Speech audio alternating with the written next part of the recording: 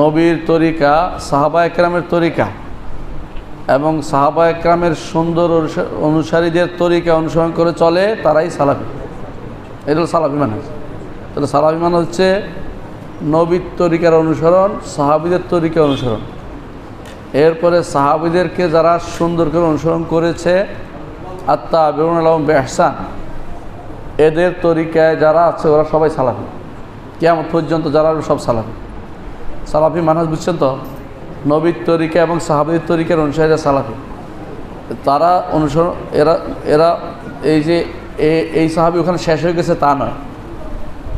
একজন আছে বুতি নামে, সে বলে যে সালাফিয়া মারহালা মুবারাকা, একটা সময় পার হয়ে গেছে, এইটা না। ওদের অনুসারী যারা কিয়ামত পর্যন্ত আসবে সবাই সালাফি।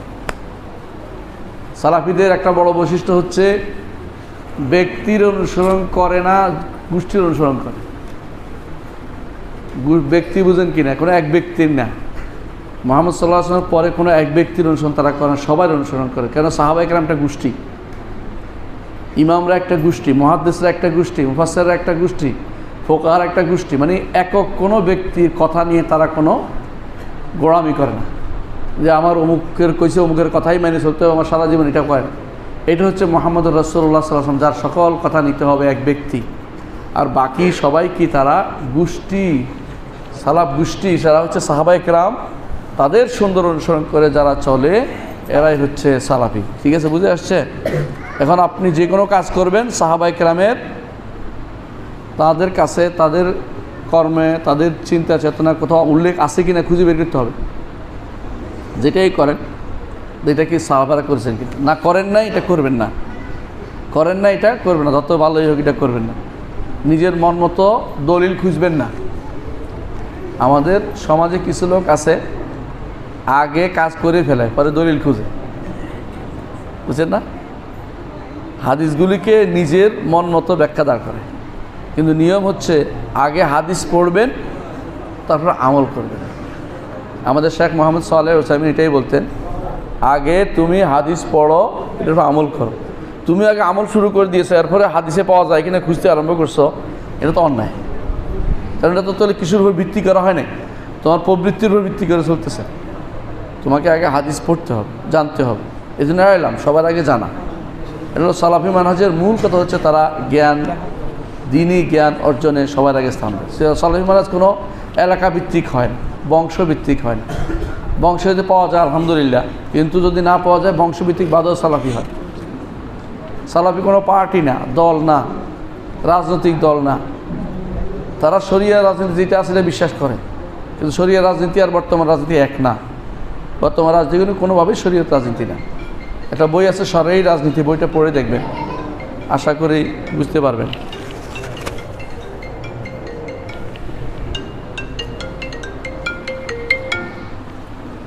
আমি পরে কথা বলছি, আলোচনা প্রশ্ন তো দিচ্ছি, পরে কথা বলবো।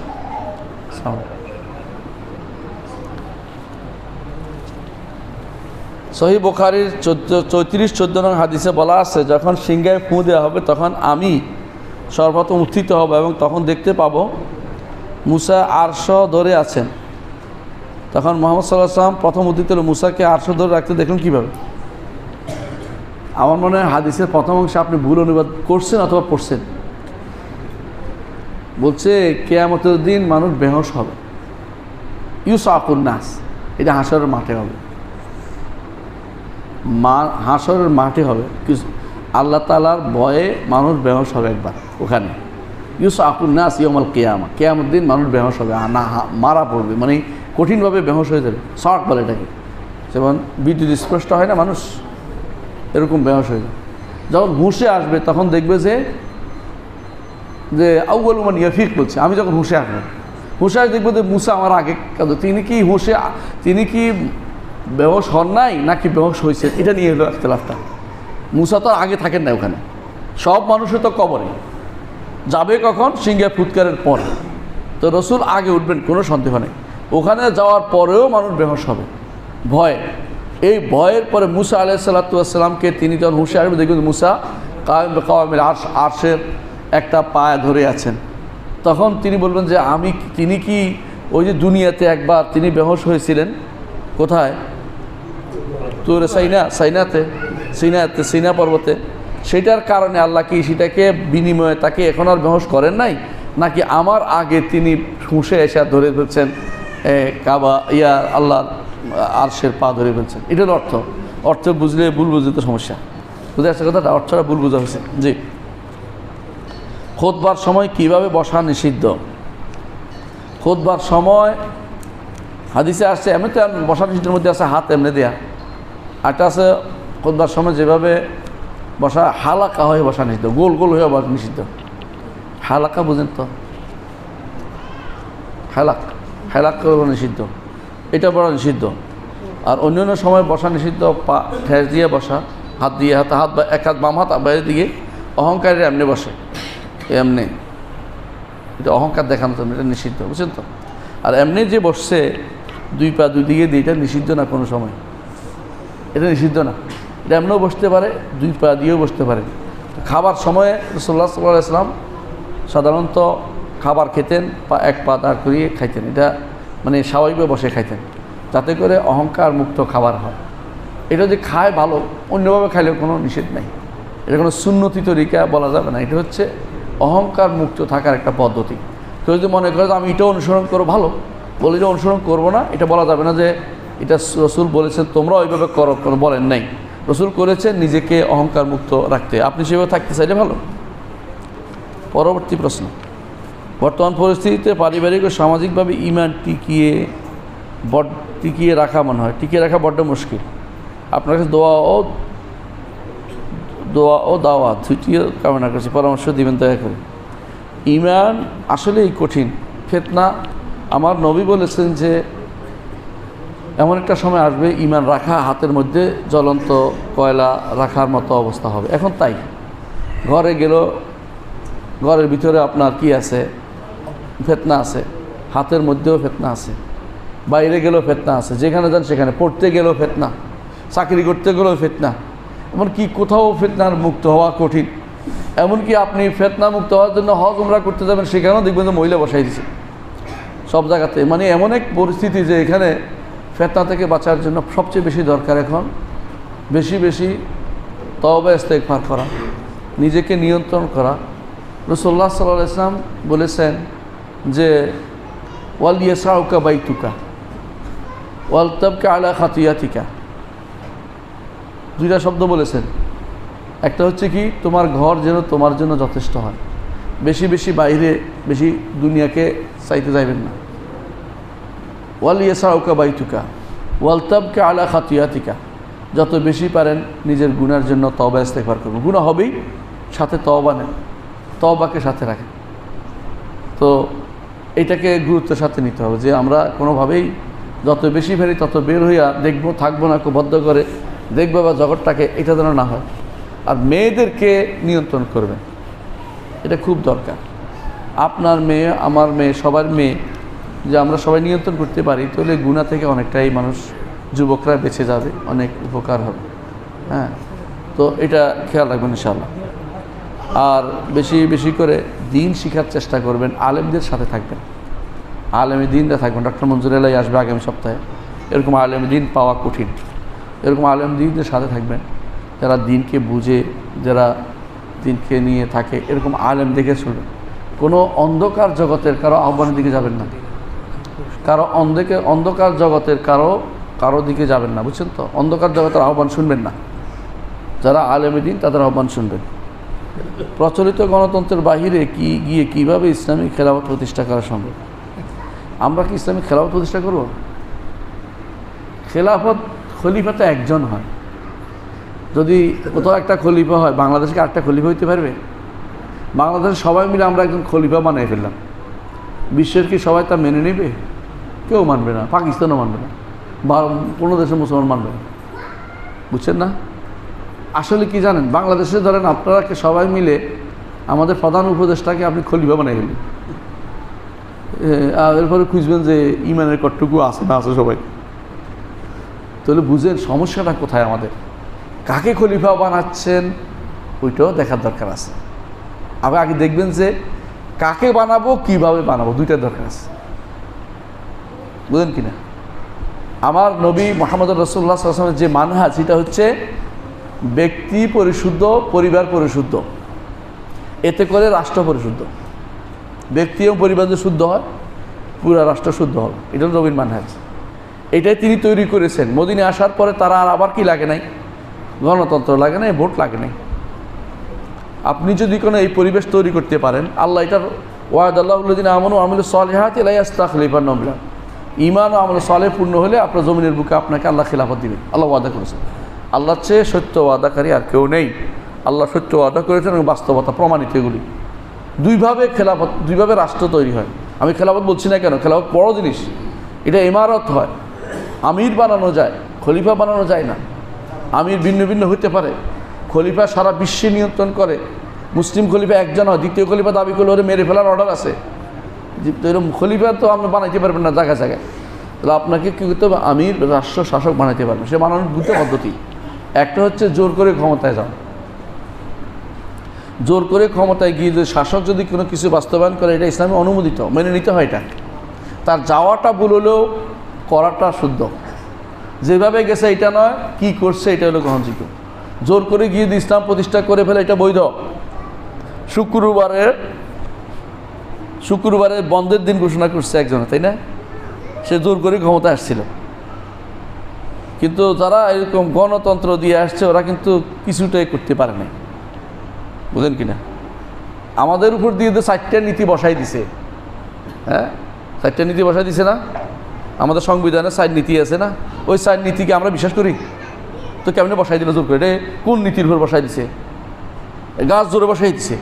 ইসলামও কখনো কখনো জোর দেওয়া হয়। কথা বুঝছেন কিনা? এক, যদি জোরে আসতে পারবেন না বর্তমান সময় বিভিন্ন কারণে, তাহলে জনরোষ লাগবে। জনগণকে সম্পৃক্ত করতে হবে। যত বেশি পারেন জনগণকে বুঝিয়ে, জনগণ যেদিকে যাবে সেদিকে তখন মানুষ সেরকম হয়ে আসবে। মাঝে মধ্যে আমি বলি, কোনো কোনো এলাকায় যদি কোনো মানুষ ইমানদার বেশি থাকে, ওই এলাকায় যে ভোট চাইতে আসে সে একটু সীমাতা দিয়ে আসে, নইলে তো ভোট দিবে না। বুঝলেন না কথাটা? আপনি যদি কোনো দিনদার হয়ে যান, এই এলাকার পরিবার, এই এলাকার মানুষগুলি যদি কোনো দিনদার হয়ে যায়, খুলনার এই এলাকা, দেখবেন যে এখানকার এমপি সাহেব বলবো যে আমার দিনদারি ছাড়া কোনো পথ নাই, এরা কিন্তু আমার ভোট দিবে না। দেখে রাখেন না, এই কলেজ ইউনিভার্সিটিগুলিতে এখন যারা পাশ করতেছে, ওরা কেন পাঠাচ্ছে? দিন বুঝে তা না, বলছে যে অন্তত দিন মেনে চলতে পারতেছে ওর কারণে। ওরা তো ওর শুনে না কথা।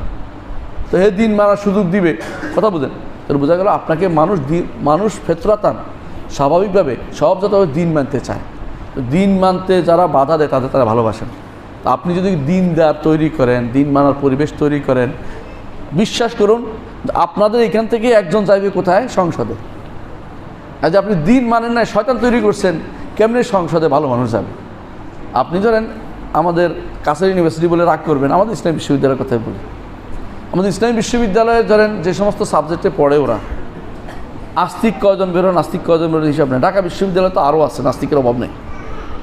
আর এতগুলি বেরোচ্ছে, বড় সুঙ্গা দিয়া মানুষ বেরোচ্ছে, এগুলি কি সব নাস্তিক? আপনি কি করলেন?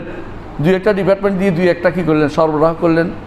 আতরের মতো 2-1টা মানুষ সরবরাহ করলেন যে এরা ভালো। তো সবার মধ্যে ডুবে গেছে না এরা। তো গণতন্ত্র দিলে কে পাস করবে? কে পাস করবে? কুফুরির তন্ত্র পাস করবে। কারণ গণতন্ত্র কুফুরি তন্ত্র, কারণ বেশি মানুষ যেখানে সেখানে। আল্লাহ কোরআনে কোথাও কিন্তু বেশি মানুষের প্রশংসা করেন নাই। বলছে ওলা তাই আকসারহুম শাকিরিন, শুকর গুজাররা বেশি হয় না। হ্যাঁ, আল্লাহ তাআলা কোরআনে কারীমে বলেছেন। সুতরাং আপনি যদি কোনো প্রচুর পরিমাণে আপনার লোক তৈরি করতে পারেন যারা ইমানের, তাহলে দেখবেন যে আপনার ইসলাম প্রতিষ্ঠিত হয়েছে, ইসলামী রাষ্ট্র তৈরি হবে এবং এটা কোনো সন্দেহ নেই। আপনি অন্তত বেশি পরিমাণ, এখন একেবারেই নাই, বিশ্বাস করুন। মসজিদে যারা আসে এরা অনেকেই কি বুঝে না? আল্লাহর দিন বুঝে না। শুক্রবারে আসে অনেকে, অনেক সময় তার বাবা কি ছিল? মোতাল্লি আছে, এই জন্য সে মোতাল্লি ঠিক পর্দা রক্ষা করতে হবে। আবার অনেকে আসে, না আসলে আমাদের একটা ঐতিহ্য আছে। আবার অনেকে আসে যে এখানে আসলে কথা বলা যায়, হুজুর দিকে ঠান্ডা রাখতে পারবো, কথা বলতে পারবো না। আবার অনেকে আসে যে আমি যা বলি তা, অনেকে আসে ভোটের জন্য তা। আপনি স্পষ্ট দেখতে পাচ্ছেন অবস্থাটা কীরকম দাঁড়াইছে।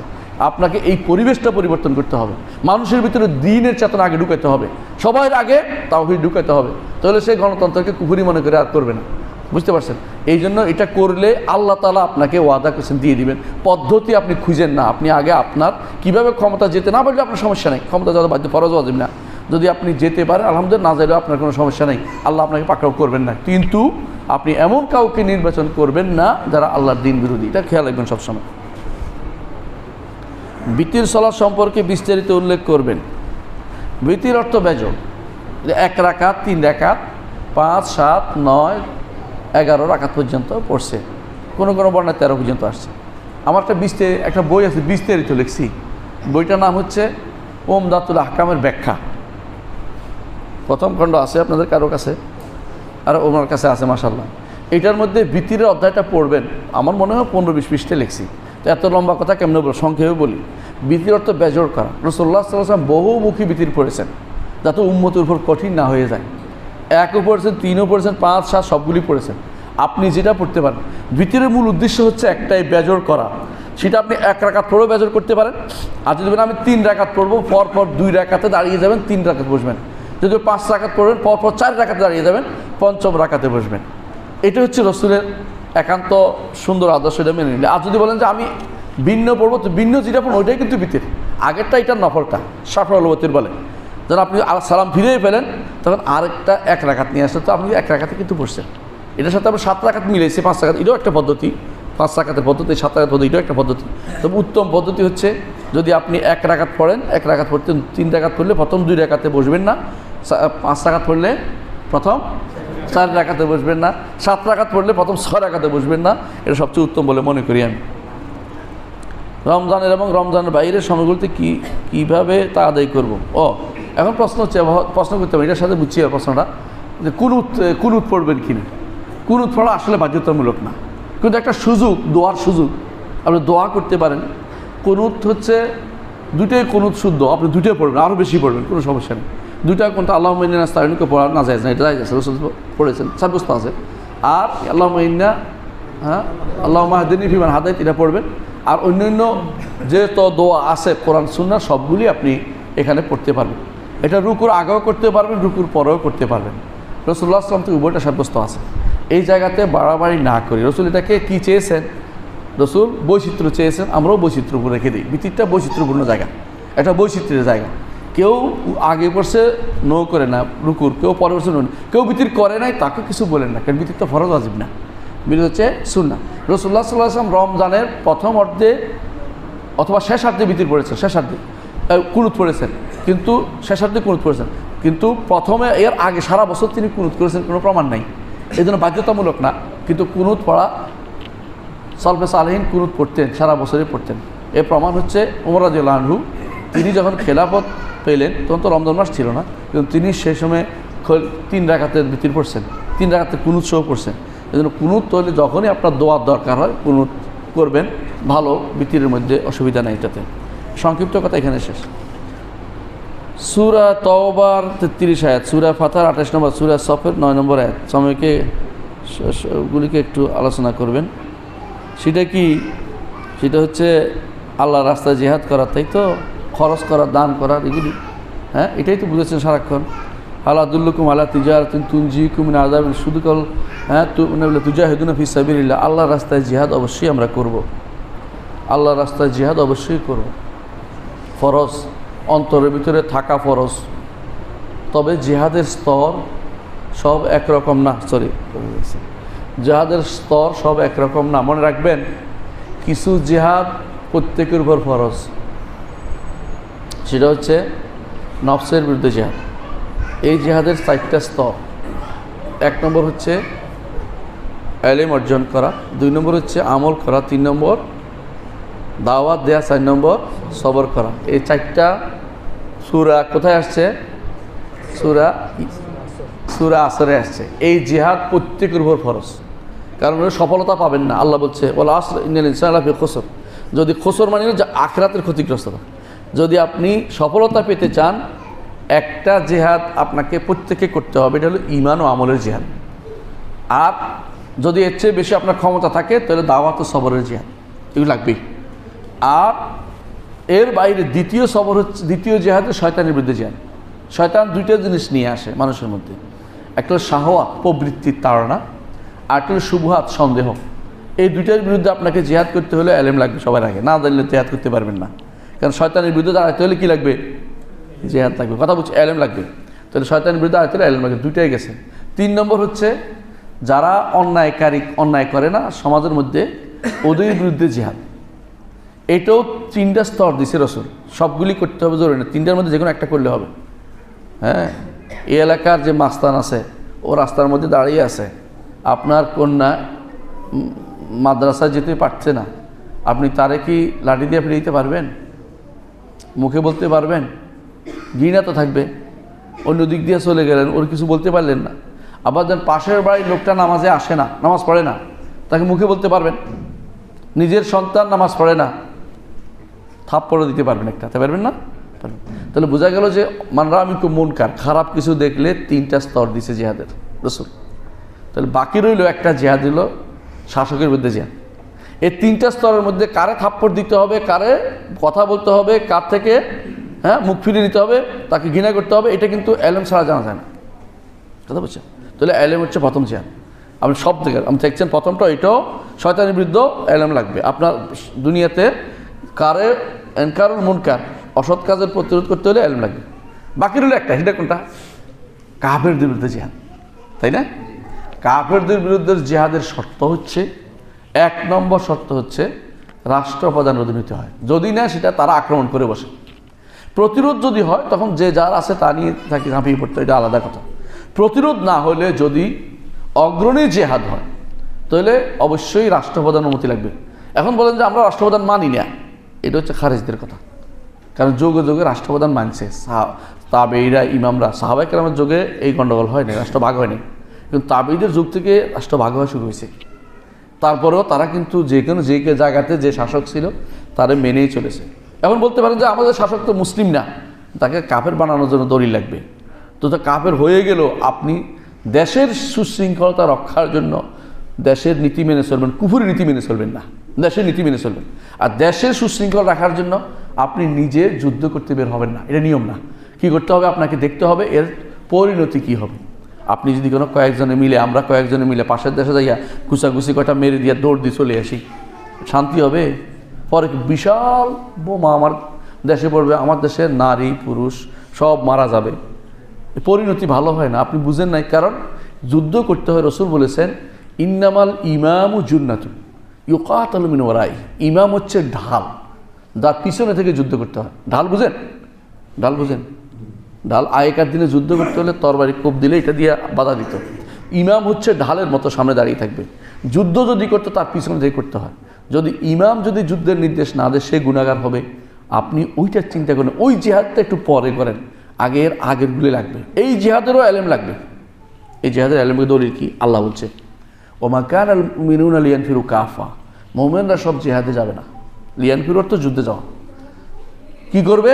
ফালাউলা নাফারা মিন কুল্লি ফিরকাতিন মিনহুম তায়ফাতুন লিতাফাক্কাহু ফিদ্দীন। প্রত্যেক গোষ্ঠী থেকে একটা ছোট গোষ্ঠী থাকবে, দ্বীনের জ্ঞান অর্জন করবে। এই যে মসজিদে বসে হালাকা করছেন, এটা ওয়ালিউনদিরু কওমাহুম ইযা রাজাউ ইলাইহিম। এই যে সেনাবাহিনীর লোকেরা, অমুক বাহিনীর লোকেরা ভুল করে আসে হুজুর কাছে, হুজুর কী করেছে, ভুল করে শুদ্ধ করে সারাদিন প্রশ্ন উত্তর দিতে হয় আলেমদের, বুঝেন না? কারণ তারা ভুল এই সংশোধন করে দিবে। এখন সব মানুষ যদি যুদ্ধে চলে যায়, সংশোধন কে করবে? কথা বুঝছেন কিনা?